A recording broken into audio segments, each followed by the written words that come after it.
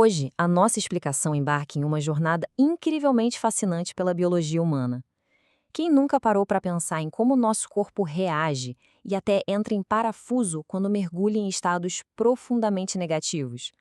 Estamos falando daquela tríade complicada: a dor crônica, o estresse tóxico e a inércia de ficar parado.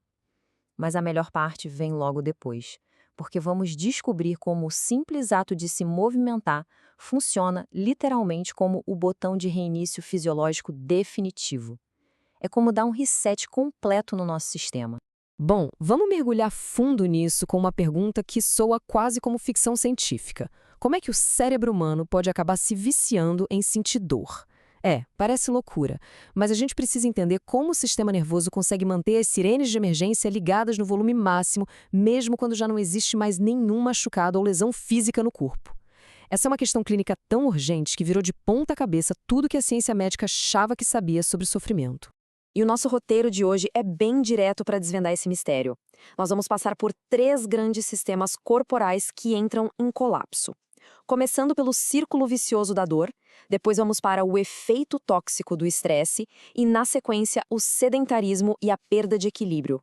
E, claro, a gente encerra com a única solução cientificamente comprovada capaz de curar todo esse caos: a cura pelo movimento. Primeira parada: o círculo vicioso da dor. A ciência moderna tem uma verdade que é um verdadeiro divisor de águas. Toda dor, absolutamente 100% dela, é produzida dentro do cérebro. Não é a parte do corpo machucada que gera a dor, é a mente criando e interpretando um sinal de ameaça. Agora, o que é realmente interessante de se observar aqui é o papel da neuroplasticidade. Geralmente, essa capacidade brilhante do cérebro de se reorganizar e ficar criando novas conexões neurais é uma coisa ótima, é como a gente aprende.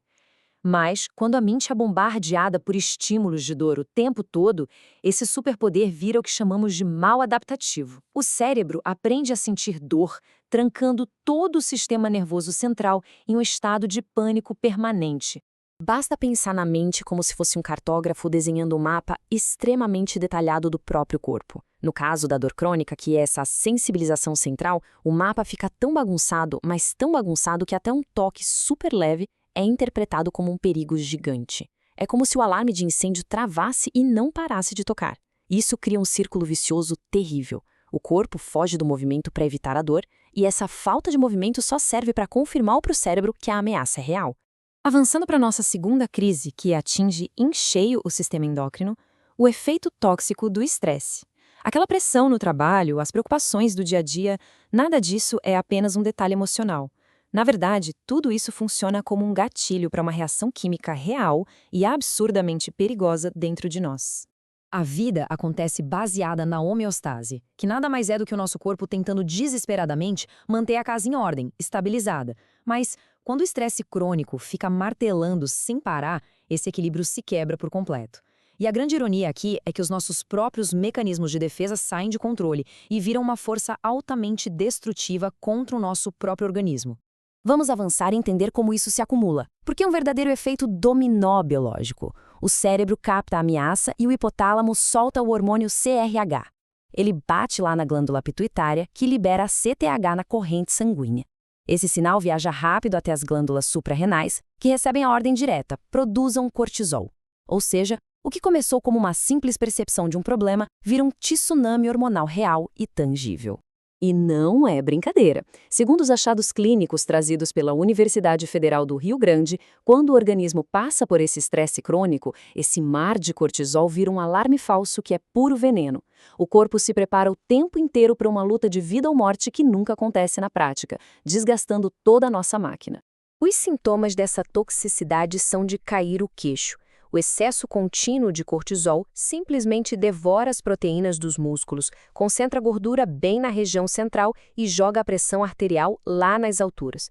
E o pior de tudo, a ciência aponta que essa sobrecarga chega a matar bilhões, sim, bilhões de células cerebrais. É um nível de destruição que tem ligação direta até com o desenvolvimento do mal de Alzheimer. O que nos leva à nossa terceira e última crise corporal: o sedentarismo e a perda de equilíbrio.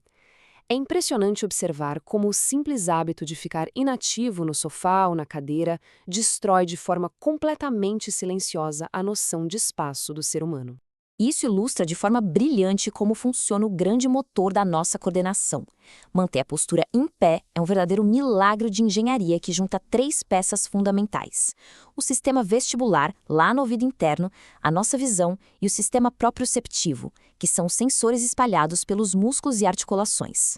O sedentarismo age como uma ferrugem, fazendo com que todo esse motor perca a capacidade de conversar entre si.